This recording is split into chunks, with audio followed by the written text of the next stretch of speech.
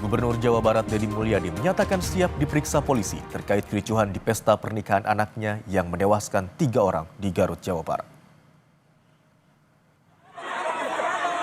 Deddy Mulyadi meminta penyelidikan oleh polisi dilakukan secara transparan.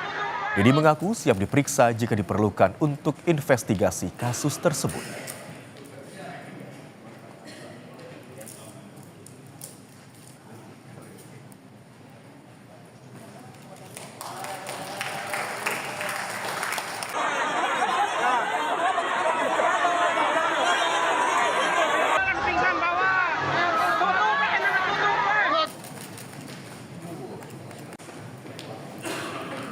Setiap problem yang terjadi yang itu menjadi peristiwa hukum, saya dengan lapang dada dan dengan tangan terbuka bahkan mendukung upaya investigatif atau upaya penyelidikan yang dilakukan oleh Polda Jabar, lakukan secara transparan. Kan semua orang kedudukannya sama di depan hukum.